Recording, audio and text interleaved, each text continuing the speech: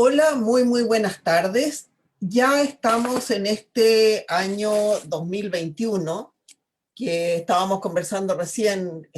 Viene lleno de cambios, lleno de cosas nuevas, lleno de el optimismo que cada uno de nosotros le quiera poner en el fondo, porque eh, hemos, venimos de un año muy comprimido, y la idea es que esta vez nosotros seamos los actores, nosotros seamos los que le pongamos ese granito de yo así con el cuerpo, como de empuje de para adelante. Y como desde siempre, desde que partimos, nuestro anhelo ha sido mostrarles diferentes caminos para crecer y eh, enriquecernos como seres humanos. Y esos caminos que nosotros les mostramos son caminos que muchas veces nosotros mismos hemos vivido, y también otros que hemos ido aprendiendo en el transcurso del tiempo. Y son herramientas que hemos adquirido y las hemos puesto a disposición. Y les queremos agradecer infinitamente su compañía durante este tiempo. Hoy con Giovanni y Guillermo, a quien vamos a saludar, queremos abordar el sentimiento de culpa y muchas de las derivadas que tiene ese sentimiento de culpa, que también hace que se convierta en tremenda carga. Lo vamos a abordar desde la astrología, desde la visión de Guillermo, también con algún aporte que yo pueda hacer en esto, y también desde alivianar un poquito ese sentimiento, quizás con algunas historias, con algunas anécdotas. Quiero saludar a Giovanni. Giovanni, querido, bienvenido en este 2021 nuevamente en esta pantalla, también a Guillermo. Ay, Javier, no te puedes quedar afuera. Javier, muchas gracias por acompañarnos en todos estos programas y por todo el aporte que tú haces en esto. Chicos, adelante. Hola, hola amigos del carro, yo consiento, hola Eli, hola Javier, y bueno, hoy día tenemos un tema interesante y está de vuelta Guillermo, así que encantado acá de compartir con él. ¿Cómo estás, Guillermo? Un gran 2021. Bueno, feliz año para todos, para toda la audiencia también. Y contento, feliz siempre de estar compartiendo con ustedes, lo disfruto mucho. Así que agradecido. Chicos, hay un eje de la culpabilidad, y que esto es algo que me mandó Giovanni en algún minuto, y decía, si yo cedo, el otro es culpable, pero si no lo hago, yo soy culpable, por lo que debemos salir de ese eje de la culpa. Ahí está. Bueno, yo voy a hacer también una pequeña introducción, al menos desde el punto de vista, yo veo intuitivamente dos formas de trabajar la culpa. Una sería como todo el exceso y la falta. Creo que hay una línea de trabajo con las personas que evaden, ¿cierto? Como que, como que las personas como que media que no tienen ni un aprendizaje, y de las personas que las que más se ven hoy día como culposas, ¿sí? Digamos, la falta o el exceso de aquello. Y entonces ahí yo creo que hay una línea, hay varias cosas que vamos a ir desgranando. Yo más adelante quiero hacer como una especie de caricatura de cómo cada signo enfrenta la culpa, pero con un poco más de humor, ¿ya? Así que le dejo la introducción a Guillermo. Guillermo. Bueno, ¿se me escucha bien? Perfecto. ¿Sí? Ya. Sí. Bueno, desde el punto de vista iniciático, es decir, crear tu propia vida, crear tu propia realidad desde quien realmente eres, hay una zona que se llama la zona de pantano. Y este es estar identificado con cualquiera de tres arquetipos, que es la víctima, el victimario o el salvador. Cualquiera de estos tres que uno esté metido está en un pantano donde no puede crear su propia vida, no puede crear su propia realidad.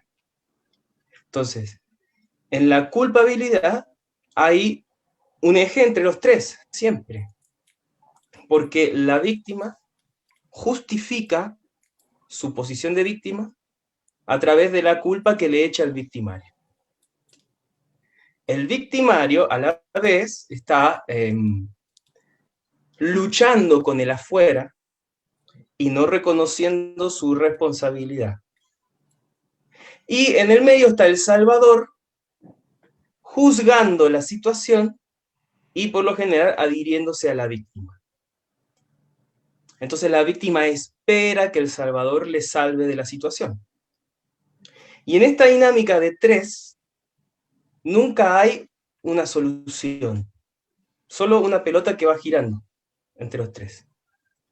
Hasta que el victimario se haga responsable y deje de luchar hacia afuera y se dé cuenta de sus actos, hasta que la víctima deje de justificarse y se haga responsable,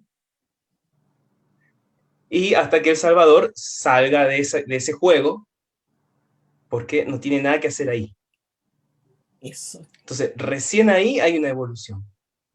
Y lo más interesante es que es mucho más fácil para el victimario reconocer su culpa que para la víctima salir de su justificación. Lo cual le da mucho poder a la víctima y transforma su energía en victimaria. Ah, se Y da desde la vuelta. manipulación de su victimismo se vuelve victimaria. Y empieza a victimizar al victimario. O Y es sea, un circuito vicioso, sin fin. hasta que te das cuenta de alguna forma, ¿no? Tiene que haber un momento en que algo te hace como ese clic. Que tú dices, ¿cómo salgo de acá? Porque estoy Un viviendo, insight. exactamente, porque estoy viviendo una vida súper caótica, porque pues, cuando te quedas pegado en una cosa así no avanzas nada para ninguna parte. Increíble la precisión de cómo es que finalmente una víctima puede ser un victimario disfrazado, ¿ya? Finalmente la ovejita sufriente está aferrada a eso, de tal forma que tiene atrapado, en realidad y en el fondo, al victimario, al aparente victimario. ¿Cómo Exacto. te conviertes en normalmente en este, a ver, hay un montón de memorias que nosotros también tenemos en nuestro subconsciente que nos hacen tener esta tendencia a ser víctimas, y también hay memorias que te hacen tender a ser victimarios. Entonces, ¿cómo me doy cuenta en qué rol estoy, en qué papel estoy? ¿Quién va? A mí me ¿Lo daba la vale? primera sensación, sí, yo puedo ahí tener una opinión, es que yo estuve como tratando de investigar, un poco como decía, tengo una caricatura después para respecto a la astrología, pero por ahora, cómo en este eje, ¿cierto? Me vuelvo víctima, me vuelvo victimario. eh, la primera aproximación que se me ocurre es, ¿qué sucede cuando enfrentamos la frustración? Algo nos frustra. Entonces, el primer paso es, le echamos la culpa a los otros o a todo, y el último paso sería, me reconcilio con todo. Entonces, ahí hay una línea entre la resiliencia y la culpa, por decirlo así, frente a la frustración. ¿Sí? Yo creo que ahí hay como una apertura básica que se me ocurre. Guillermo. Sí.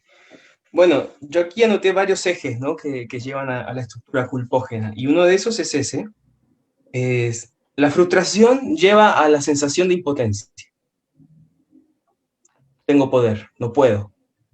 Como la sensación de impotencia es tan grande, hay una manera de no sentir esa impotencia. Es creer que yo tengo la culpa de todo. Entonces, si yo creo que tengo la culpa de todo, hay una sensación de control detrás. Todo es mi culpa. Entonces yo soy el eje del universo.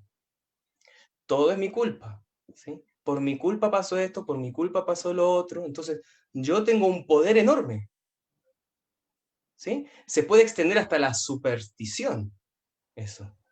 Y que eventos de mi alrededor o de mi mundo sean modificados por mi culpa. Entonces, es una manera de no sentir la impotencia y la frustración, que está muy escondido. Ese es un programa muy escondido en la estructura culpógena. Hay otros que son más evidentes, como por ejemplo, en mi experiencia terapéutica siempre voy a ver a la madre, ¿sí? Voy a revisar a mamá porque por lo general es la primera que transmite el programa, o la más cercana, que transmite el programa del árbol, ¿sí? Entonces, son madres manipuladoras, controladoras, madres araña, ¿sí? Por lo general, también pueden ser madres ausentes. Por otro, el otro eje es el abandono. Pero está esta madre, sí, como por virtud o por defecto, la madre sobreprotectora, controladora, manipuladora, o la madre que abandona. Cualquiera de las dos polaridades están relacionadas con la estructura culpógena. Entonces, en la polaridad de la madre controladora, traje un chiste. Ya. Partamos con el primer chiste, me encanta. Sí, donde van tres madres de estas, tres madres araña, en un barco, y dice una, mi hijo me quiere tanto, tanto, tanto, tanto, que compró este yate para mí en el que estamos navegando. Entonces la otra madre la mira y le dice, eso no es nada. Mi hijo a mí me quiere tanto, tanto, tanto, tanto, tanto, que me compró ese edificio que está allá, que estamos viendo desde aquí, desde la bahía. Entonces la tercera madre se ríe, ¿no? Dice, eso no es nada. A mí mi hijo me quiere tanto, tanto, tanto, tanto, tanto, que le paga a un profesional 2 veces a la semana para solo ir a hablar de mí.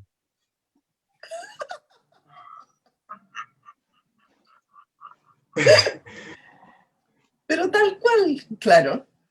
Entonces hay que revisar si está una de esas mamás en la estructura culpógena. ¿Sí? Porque todo que yo haga puede ser mi culpa que dañe a mamá. No, y también hay otra cosa que hablamos con Giovanni en algún minuto cuando partimos con esto de mandarnos mensajitos con el tema de las culpas. También hay estas memorias que, acuérdate que la religión te hace rezar cuando tú dices, la culpa es mía, y te dicen, por mi culpa, por mi culpa, por mi gran culpa.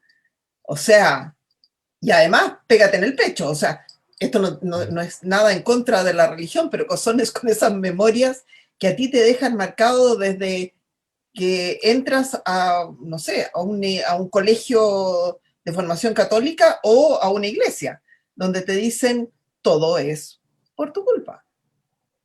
Exacto. Entonces te Esa queda es para siempre. ¿Cómo te la bancáis después cuando eres adulto? el pecado original. ¿Sí? El pecado Exacto. original es la sexualidad. ¿Sí? La serpiente que viene a decir que pruebes el fruto de la experiencia. Y después de comer la manzana se dan cuenta que están desnudos, viene papá, los pilla en pelotas y los echa. Y lo castiga por toda la eternidad a parir con dolor y a sudar por esa guagua, con el trabajo, ¿no? A sudar con el pan para la guagua, con el sudor de su frente. Un castigo que dura hasta el día de hoy desde esa forma de ver. Claro. Entonces, puede que yo sea ateo, pero si yo estoy dentro de la sociedad occidental, mi inconsciente está conectado con los fundamentos de la sociedad occidental, que es la religión judeocristiana. Por lo tanto, el mito del pecado original está. Y hasta que yo no haga un trabajo consciente en mi inconsciente para modificar ese mito, va a haber una culpa de fondo por el placer, por la experiencia misma, por el estar vivo, por el existir, por ser descendientes de esos dos. Claro. Que los pillaron. Entonces, la culpa, que lo pillaron en pelota. Entonces, la culpa va a debilitar el centro sexual. Exacto. Bueno, también hablamos, Giovanni, ¿te acuerdas del placer culpable? Que uno se quiere comer un chocolate y uno dice, este es mi placer culpable. Estoy diciendo bien simple, te quieres comer un chocolate, pero bueno, ok. Bueno, es increíble cómo se puede relacionar, ¿cierto? La potencia la experimentación, expresión y integración de la potencia en la experiencia de la culpa. Es como, cómo es que a raíz de nuestra extroversión, ya sea porque fuimos malinterpretados o nos equivocamos, o tenemos una herida anterior que nos hizo repetir algo, eh, hay algo, pasa ahí, ¿cierto? Como una especie de, estuve leyendo hace un poco también, así como habla de la potencia, cómo la potencia, por ejemplo, se frena como con el miedo o con la vergüenza. Sí, mucha gente que, como conversábamos también, cómo se confunde la vergüenza con la culpa, cuando la vergüenza es como una sensación, mientras la culpa es como una idea. Es como, yo puedo sentir culpa frente a quien me avergoncé, pero no es una culpa transitiva para todos, ¿me entiendes? Como se confunde mucho ahí el haberse equivocado o haber pasado una vergüenza con ser culpable cuando solo soy yo el que me defino a mí mismo hoy, independiente de las vergüenzas que haya pasado. Exacto. Se combinan en el mismo centro sexual creativo, se combinan la culpa y la vergüenza como agentes debilitantes. ¿Y Y es... perdón, Guillermo, dale, perdón. No, dale tú, era esa nomás la frase. Y en el fondo, ¿cómo afrontamos ese sentimiento de culpa en nuestras relaciones? En nuestras relaciones con los demás, en las de pareja, con nuestros hijos, en nuestro trabajo. ¿Cómo logramos afrontarlas y cómo romper esa inercia en la interacción? Porque de verdad se convierte en un hábito.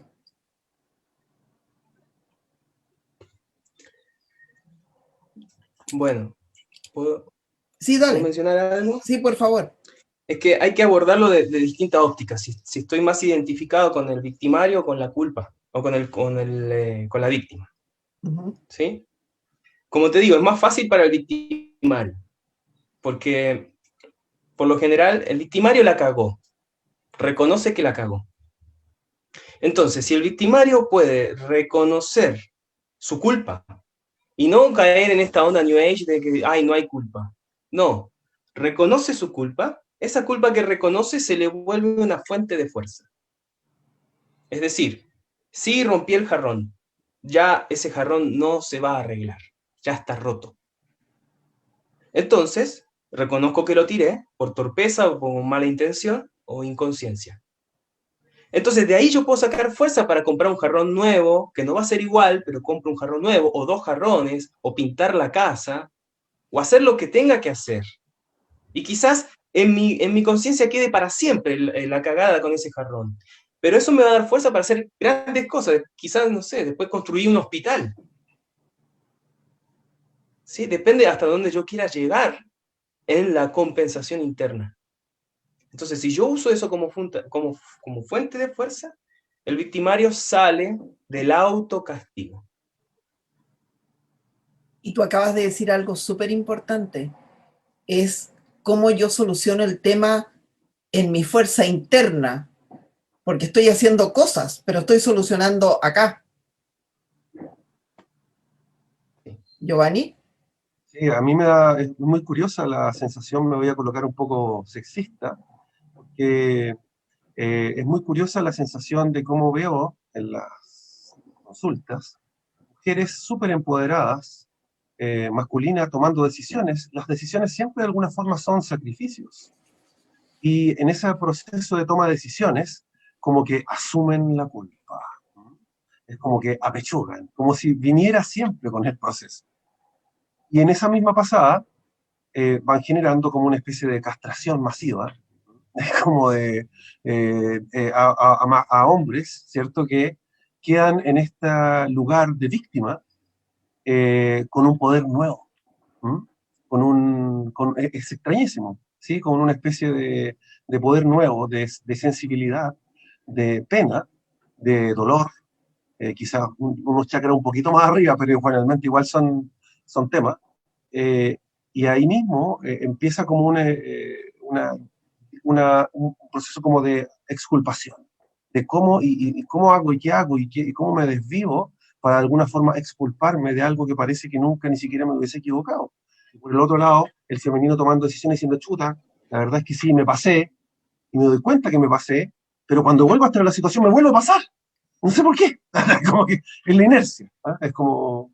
Claro que ya te acostumbras a tomar esa postura. Exacto. Sí. También tiene que ver... dale, por favor.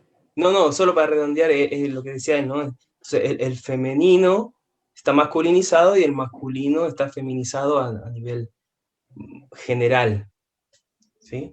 Entonces, la victimización se está yendo hacia el hombre y el victimario hacia la mujer. Pero es una lucha constante, que no va a terminar si nadie asume su responsabilidad. Y es solo individual eso, no es colectivo. Claro, y es también, a ver, es tener como la voluntad de no rehuir a la emoción de la culpa, sino que de verdad intentar entenderla. ¿Por qué yo estoy en esta postura? ¿Por qué actúo de esa forma? O como dice Giovanni, ¿por qué tomo esta postura cada vez que tengo a alguien que creo que es culpable al frente? Es tratar de entender por qué es tu actitud. Y eso es obviamente ir a mirarse un poquito para adentro. ¿A quién le estoy pasando la cuenta? ¿Me la estoy pasando a mí? ¿Se la estoy pasando a mis generaciones anteriores? ¿A la madre, como dices tú, Guillermo? ¿A quién le estoy pasando la cuenta?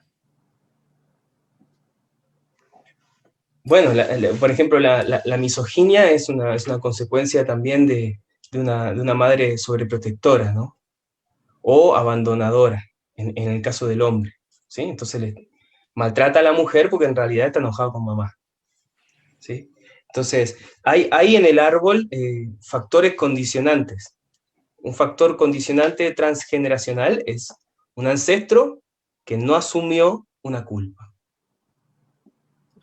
O un ancestro que se mandó una cagada muy grande y fue excluido.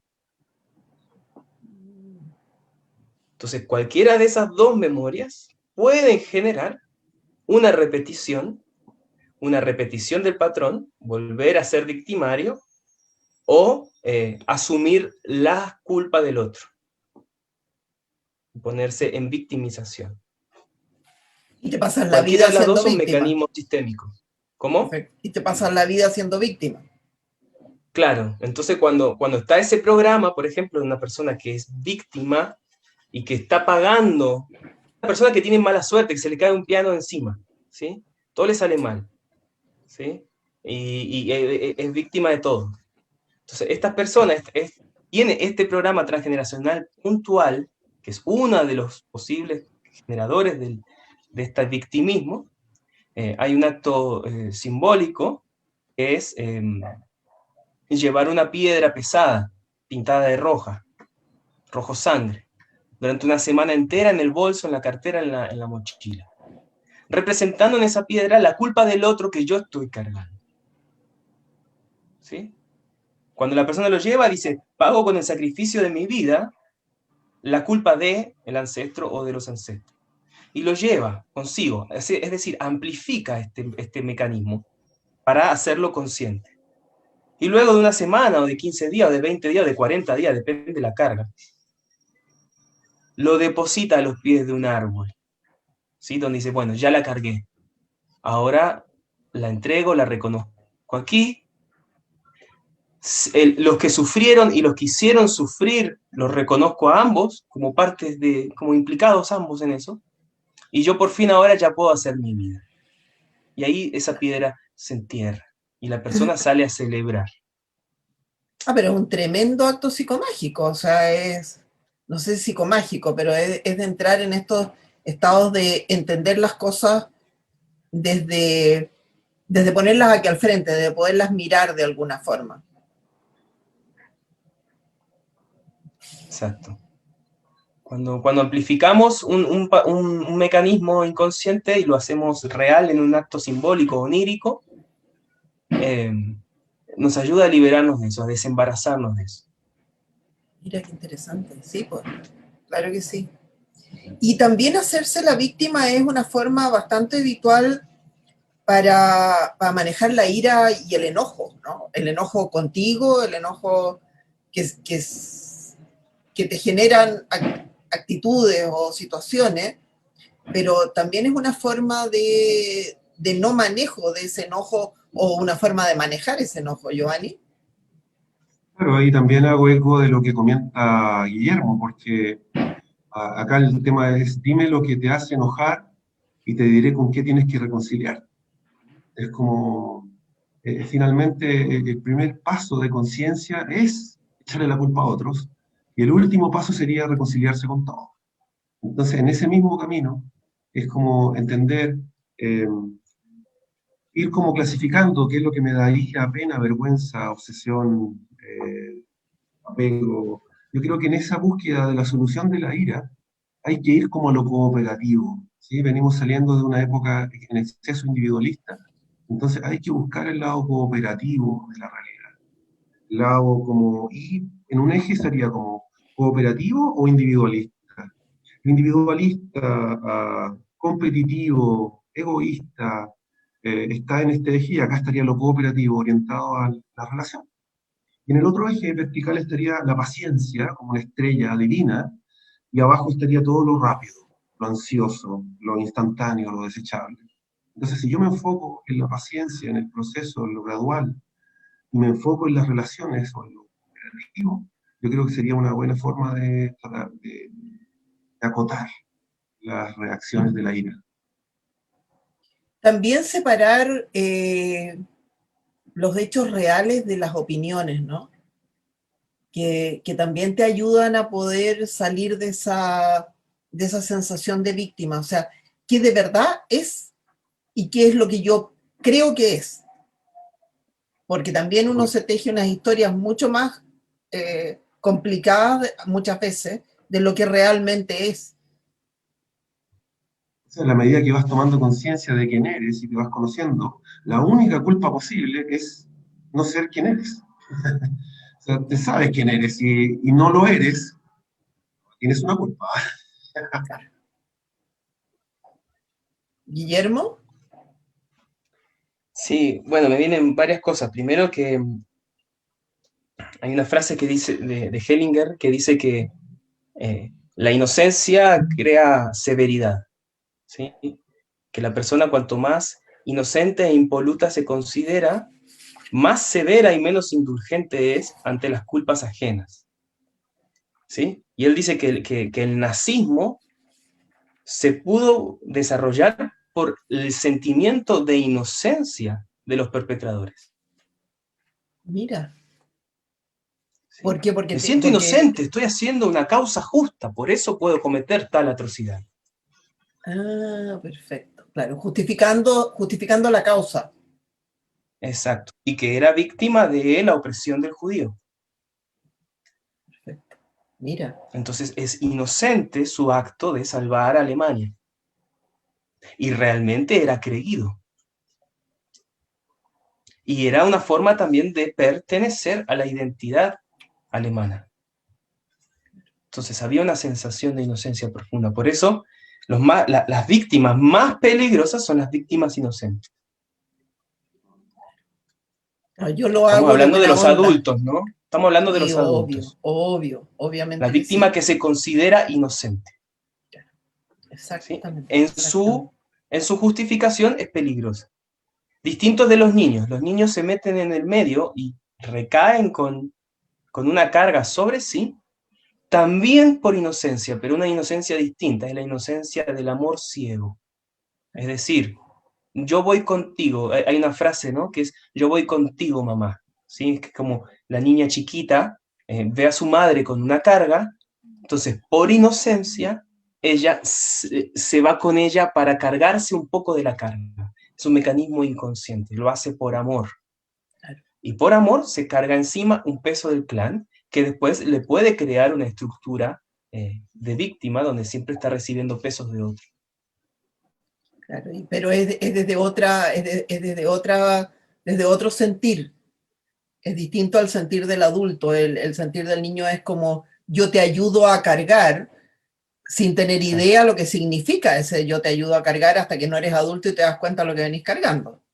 Exacto, desde el amor, por eso se llama amor Claro, ciego. claro. O sea, sin darme cuenta y por amor total, me echo tu carga. Claro. Mira. Hay una Giovanni, línea, querido, dime. ¿cómo, eh, cómo cada signo, no sé si ve, trata, vive las culpas? Bueno, me estuve dando varias vueltas al respecto y para no hacer algo así como tan denso, traté de hacerlo como una especie de caricatura. Y de hecho es muy interesante porque dejé como cada signo enfrentaría la culpa. Entonces, de esa misma línea, ahora estoy por lo que comenta Guillermo, se pueden subdividir en cuáles son victimarios y cuáles son víctimas, realmente, en respecto de la culpa. Porque, por ejemplo, ¿cómo lo haría Aries? Aries diría, me disculpo por hacer lo que tenía que hacer. Es como sería casi como una especie de victimario, quizás le acomodaría mucho más que victimario.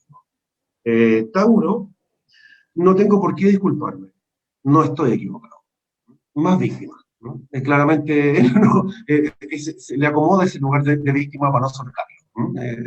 Mucho más bueno para echarle la culpa a lo que pasa. Eh, Géminis diría, la culpa es tuya o de ambos. Como que lo quiere enredar de alguna forma, igual. Entonces, es victimario. Yo diría que es medio mutante. ¿Eh? Victimario víctima sería uno de los peores. ¿Ya? Que sería, eh, luego vendría cáncer, que diría, échame a mí la culpa. ¿Mm? Yo la llevo en silencio. Claramente es víctima. Hermoso. Sí. Después vendría Leo, que diría, que, mira, si me encuentras culpable, bueno, ya. La verdad, me da lo mismo. Es como, sería claramente victimario. Muy, muy difícil ver a Leo en situación de víctima. Es como, a menos que fuera más llamativo, así como más protagonista. Luego vendría a Virgo, que diría, sí, yo sabía. Sería como culposo también. Es de los signos más culposos que hay, Virgo. Luego vendría a Libra, que diría, yo tengo la culpa, pero de tener la razón. Yo tengo la culpa, pero de tener la razón. Es como, entonces claramente victimario, la como mucho más que víctima. Eh, Después vendría Escorpión, que dice, ok, ya, yo tengo la culpa, pero espérate nomás, que en algún momento la vas a tener tú. Muy Victimario por escorpión. naturaleza. Victimario por naturaleza. Venganza. Sagitario diría, tranquilo, nadie tiene la culpa. ¿Ah? ¿Por qué, weón? ¿Por qué hay que echarle la culpa a alguien? ¿Ah? Como un poco nihilista, ¿ya? Así como que tratando de no pasar por ahí, ¿ya? Sería como un victimario inocente, como lo decía Guillermo, ¿sí? Porque de víctima difícil, a Sagitario no le queda nunca de víctima. Después vendría Capricornio, que diría, ¿sabes qué más? Todos son culpables. Es como que si me pongo a escudriñar, a todos les voy a encontrar. Así que, ¿sabes qué? Mejor todos somos culpables. Y punto. Y así lo solucionamos y nos ponemos responsables. Y también un victimario, normal. O sea, ahí Capricornio es curioso porque se siente víctima para finalmente ser un victimario, por naturaleza. Eh, y luego vendría Acuario, que diría, ¿sabes qué? Yo no creo en las culpas. No. Como que no es un lenguaje demasiado ajeno para Acuario eso. Y desde ese lugar también es mucho más, puede llegar a ser víctima, pero mucho más victimario. O sea, un Acuario enojado, en la línea de la ira, en las palabras de Acuario, no se la doy a nadie. O sea, bueno, yo tengo mamá Acuario, a mí me retó con Spolma, me retó con Junio, pero nadie me retó como mi mamá. Es como que un Acuario enojado realmente es otro nivel. Eh, y después finalmente vendría Piscis, que es, yo me culpo, pero de ser tan sensible. Es como de, si me apuran, claramente voy a encontrarme la culpa en alguna parte. Entonces, es víctima. También tiene que ver como, cómo identifico, junto con lo que tú dices, Giovanni, que cada uno tiene ciertas características, es cómo identifico mis creencias para ver en qué rol estoy o cómo actúo frente a ese rol. Porque de repente tenemos formas de interpretar el mundo y las actitudes de los demás en una forma muy automática, sin análisis, sino que es, como yo digo, tú de repente recibes una información y tienes una información guardada y tienes como ya en este piloto automático la forma de calificar al otro por algo que ya viene como prehecho, es sin análisis.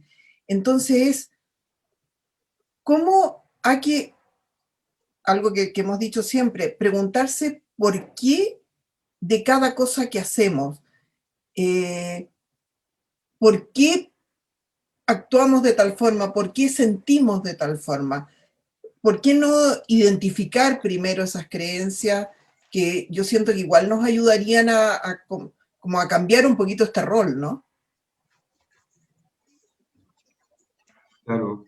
Bueno, ahí yo opino que lo que hay que hacer es como tratar de conocerse y de también, aunque suene un poco medio como apostólico, pero no sé si religioso, pero el perdón es una herramienta poderosa. Nacer implica equivocarse, morirse. Entonces, si nos vamos a equivocar seguro, no podemos ser nuestros peores verdugos o carceleros. ¿No? Es como, eh, hasta, a veces astrológicamente, por ejemplo, se ven personas que traen un Neptuno en Escorpio, en casa uno, por ejemplo, que sería una persona que casi que no quería venir. ¿Sabes? Como que se suponía que tenía una función muy puntual y temporal y bueno, no pudo decidir ni él mismo y tuvo que nacer. Es como, y desde ahí se le genera una especie como de eterna subpotencia, como en la definición de sí mismo de quién es, hay una especie de subvaluación, como si algo no dependiera nunca de él. Entonces, Ah, hay perfecto. que escarbar ahí como para devolverle protagonismo, poder de voluntad y prueba y apuesta y coraje a esa construcción. Guillermo, Giovanni acaba de decir algo, hablar del perdón, porque también cuando estamos estamos hablando de culpa, estamos hablando de víctimas y victimarios, ¿cómo manejamos el perdonar y el perdonarnos en situaciones, en estas situaciones, en estas posturas específicas? Bueno, yo tengo una lectura un poco distinta, o quizás lo mismo, pero es la palabra. A mí la palabra perdón me ¿Te da como pica? urticaria, Ya. me pica. Es que yo encuentro que la palabra perdón está muy, muy contaminada por el paradigma judío-cristiano.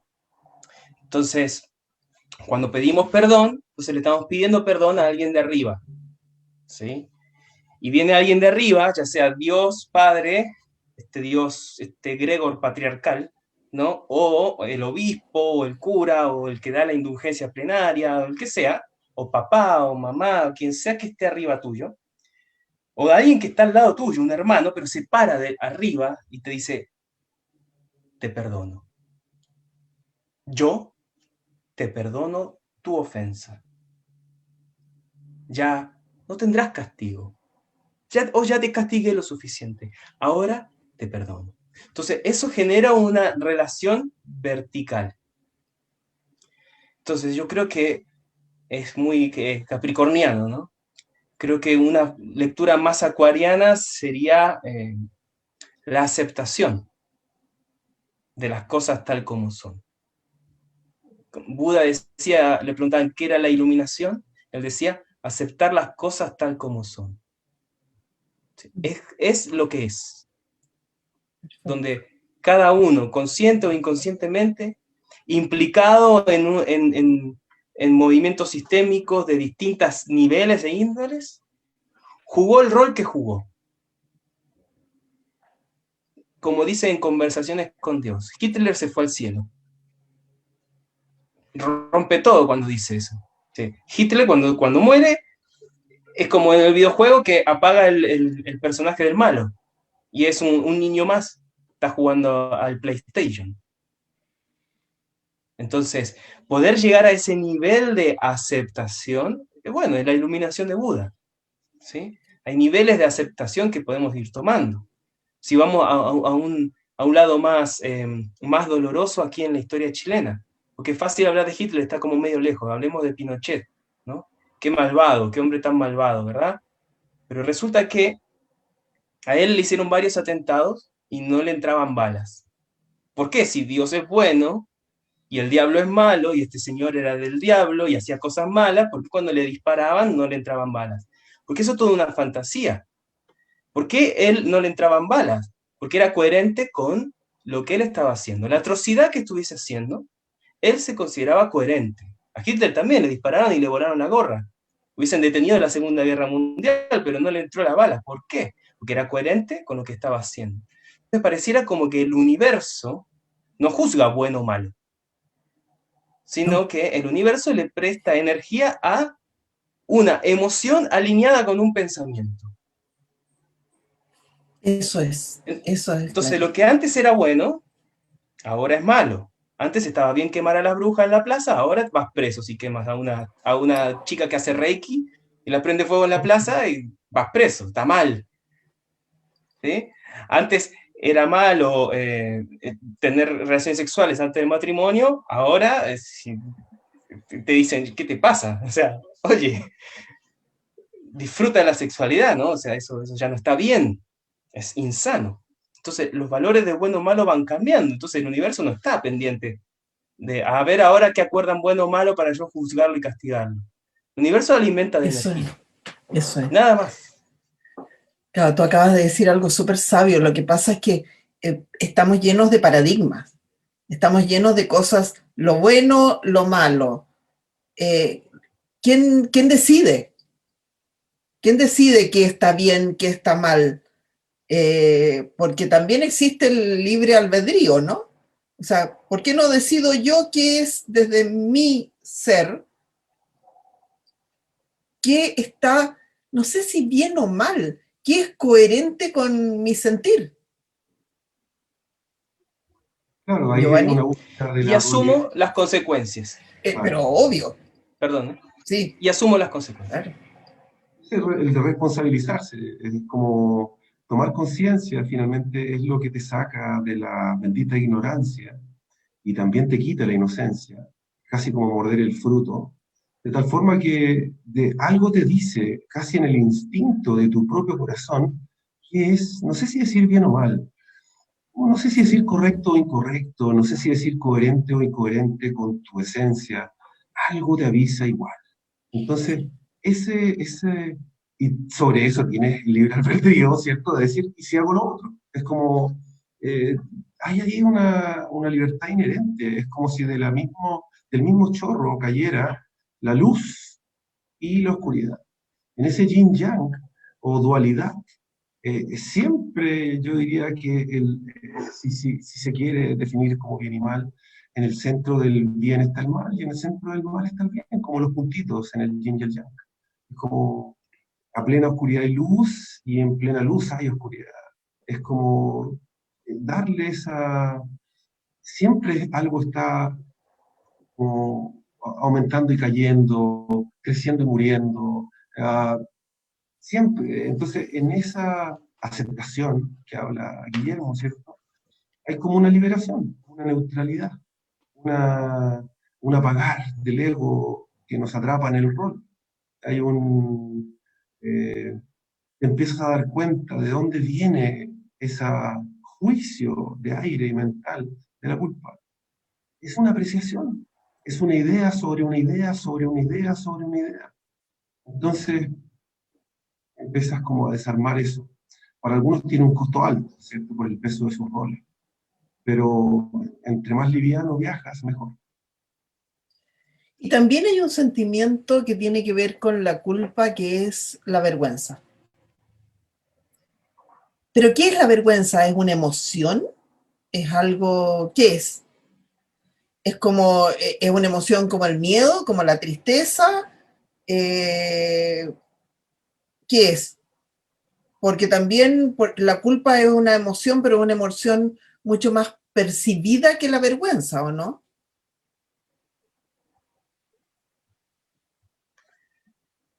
¿Respondo? ¿Sí? Dale, Ya, Guillermo. dale. Eh, yo lo veo a la culpa como una estructura fundamentada en creencias, ¿sí? Fundamentada en creencias y como estructura de pensamiento, puede poner en movimiento en ciertos momentos la emoción de la vergüenza, ¿sí? La emoción de la vergüenza es, por lo general, el estar expuesto en el error, expuesto en la falla, expuesto en no acatar lo que la estructura dispone. Por eso, Sí. cuando está mordiendo la manzana, los pilla y dice, así los quería agarrar. Claro, Para eso yo planté ese manzano, para algún día pillarlo a ustedes. exacto, así te quería ver. Es un psicópata, ¿no? Claro, Plantó el manzano para que se lo comieran y pillarlo justo en ese momento. Entonces, en ese momento sintieron vergüenza. Fue un mecanismo de respuesta inmediata del cuerpo. Y ahí se le cae la hoja, ¿sí? Se dieron desnudos, ¿sí? Entonces se debilitó. Y es por eso, se debilitó ese centro sexual. Y es por eso que cuando nosotros sentimos vergüenza, nos ponemos colorados. Nos ponemos colorados porque nuestra cara es nuestra identidad, es nuestra carta de presentación al mundo. Entonces, el mecanismo biológico es un mecanismo de protección, trata de poner sangre para crear una especie de muralla. Es como decir, no me vean, viendo que los niños cuando sienten vergüenza se tapan la cara, ¿no? Hacen así. exacto, Están ahí en el medio del barro, pero están así. tal cual. Entonces, lo mismo hacemos con 40 años frente a nuestros compañeros de secundaria, cuando nos exponen a algo y nos ponemos rojos otra vez, tratamos de protegernos. Entonces, es una emoción de desprotección también, La vergüenza, de sí. vulnerabilidad. También hay otro término de estos tantos términos que hemos acuñado, que es como se te cae la cara de vergüenza. Por ejemplo. Claro, ahí como hay, la idea es, como decíamos, en la aceptación de eso, de que todo éxito lleva un poquito de fracaso, de que toda luz lleva un poquito de sombra. Veníamos saliendo con un tremendo desafío 2020 de saber perder. Entonces, en este 2021 el desafío es insistir, aunque hayamos perdido. Es como cada uno en su propio nivel de evolución y conciencia. Es como un llamado a la resiliencia, ¿sí? Diferente a la actitud amurrada, ¿sí? Porque ante la frustración el niño puede amurrarse. Entonces eso es una invitación como para insistir, es como decir, ok, somos más grandes. Ya el amurrarse no es una opción, no hay tiempo para eso. Entonces hay que actuar, este juego de los variantes. Entonces hay que ir por lo que quiero. Ahora, en ese ir por lo que quiero no hay que acelerarse tampoco. Dijimos, la paciencia es un diamante. Primero la paciencia, la paciencia. Paciencia, ciencia de la paz. Entonces, si tú habitas, si eres dueño de tu estado de ánimo, vas a poder avanzar y no te vas a rendir. Entonces, en este espacio a la vergüenza, es reírte. Es como recuperar la alegría, es como aprender a reírte de ti mismo. Era acuariano, ¿no es cierto? Salvar al payaso que todos llevamos dentro. Es Sí, como pues, que si voy bajando, voy a punto de dar el discurso y me tropiezo y me caigo y después me paro y hago ¡hop! ¿Me entiendes? Es como, nadie lo esperaría. Es como, ¿me entiendes? Sería como la corona de, hago el ridículo, pero también yo me río. Es como si yo, el día que soy capaz de reírme de lo que me avergüenza, es el día en el que estoy definitivamente por encima de todas las cosas. Es como, tienes me río razón. de la tragedia. Finalmente, comedia es tragedia más tiempo, ¿no? Toda Sí, cosa pues, graciosa fue alguna vez tragedia. Entonces, estamos en un tiempo acelerado donde puedo tomar conciencia de cómo es que me puedo llegar a reír rápido, desde de lo que en otro tiempo hubiese sido semanas, días o meses o años de tragedia. Claro, venimos arrastrando una tragedia pesada. Eh, ¿Por qué no hoy día ponerle un poquitito de comedia, un poquitito de alivianar, como partimos el programa, un poquitito de nosotros dar ese paso de, no sé, yo sé que las situaciones son complicadas por todos lados, que las cosas son difíciles, pero de repente si las alivianas un poquitito, pueden ser menos difíciles. No digo fáciles, para no caer en esta sensación de liviandad que nosotros vivimos en esta burbuja frente a esta pantalla, porque a todos nos ha costado su rato y hay gente que le ha costado mucho más que a nosotros, pero también es como asumir la responsabilidad de nuestros actos, pero también ponerle un poquitito de liviandad, de buen humor, de esa, de esa chispa que todos tenemos que la hemos apagado a la fuerza. Exacto. Y no sentirnos culpables de reírnos un poco, porque también hay un tema ahí en la culpabilidad, ojo, que uno de repente dice, ah, no, pero es que ¿cómo me voy a estar riendo si hay tanta gente que lo está pasando tan mal? ¿Por qué no? No nos Esa es podemos sentir culpables. la meta estructura del culpógeno, que cree que tiene control de todo, ¿no? Entonces, yo no puedo ser feliz porque hay gente sufriendo en otra parte del planeta. Sí, Claro, entonces, yo asumo parte de esa culpa. Entonces, esa es la meta gran estructura. Entonces, esa persona tiene un beneficio secundario que es importante. Le da importancia personal cargar con eso. claro, y lo pasas pésimo, Exacto. porque es verdad. Chicos, les quiero pedir que cada uno de ustedes nos deje, a ver, un mensajito, ya que estamos hablando de culpas, pero también estamos hablando de optimismo. Un mensajito para todas estas personas que nos escuchan en, en los martes y los viernes en este programa, en este espacio. Guillermo, querido, Ya. micrófono suyo. Decirles a todos que somos mortales, que vamos a morir en cualquier momento. Puede pasar en cualquier segundo que nos muramos. Entonces, qué bonito sería que en nuestro epitafio pongan, no me arrepiento de nada. Entonces, poder morir así, ¿sí? Poder atravesar este umbral con el corazón liviano. ¿Sí? Porque si no, yo creo, no sé, lo voy a saber cuando me muera, si me voy con culpa, después voy a decir, oh, ¿sabes qué? Mejor voy a encarnar nuevamente en la tierra, a corregir las cagadas que me mandé, y capaz que cuántas veces lo habré hecho. Entonces, mejor en vida poder quedar resuelto, agradecer lo que hice bien, lo que hice mal, e irme livianito. Entonces, para eso, si no estoy haciendo lo que mi corazón pide que haga, bueno, hazlo. Y si la cagaste, bueno, utilízala como un abono para tu nueva vida. Saca de ahí algo útil y construye algo nuevo con esa fuerza. Eso diría. Gracias, gracias. Giovanni, querido. Bueno, Elita, yo creo que hay ideas. Primero me voy a colgar de lo último que dijo Guillermo, que tiene que ver con el poder que te da ser víctima. ¿Mm? Entonces yo creo que es un año para ser más humilde y para ser más modesto y más sencillo, y no caer en la trampa de la culpa. ¿Sí? Es decir, si somos modestos y somos sencillos, vamos a ser realmente más generosos y más valientes también, ¿sí? Porque finalmente la culpa es una trampa. Entonces les pido mucha humildad y mucha modestia para evitar la trampa de la culpa. Lo segundo es la gratitud, ¿cierto? La próxima vez que se sientan frustrados, la pregunta es, ¿en qué momento me olvidé de agradecer lo que tengo? Esa es la pregunta, ¿verdad? La tercera cosa que yo recomendaría es más contacto con la naturaleza.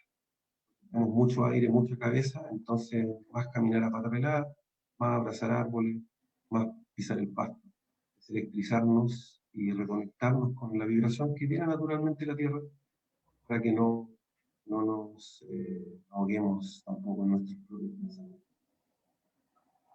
Giovanni, gracias. Bueno, y mi mensaje es sencillamente, como siempre, es tratar de irnos un poquito hacia adentro, saber cuáles son nuestros deseos más profundos y darles espacio, independientemente de todas las obligaciones que podamos tener. Es darse ese pequeño segundo para ver qué es lo que yo quiero desde mi sentir. Y a lo mejor no estamos en un momento de hacer grandes cambios, pero sí, si nos dejamos guiar por ese sentir, podemos ir abriendo caminos diferentes en todo ámbito, en la forma que nos relacionamos, en poder estar menos individualizados y más en compañía, más en tratar de estar con otros, que es un tremendo nutriente para la vida, para el alma, y tratar de hacer la vida un poquito más en armonía y en paz. Así que muchas gracias por su sintonía. Gracias a ustedes por acompañarme una vez más y nos vemos el viernes. Y Guillermo, una vez más cuando quieras. Tú paras tu dedito y aquí estás.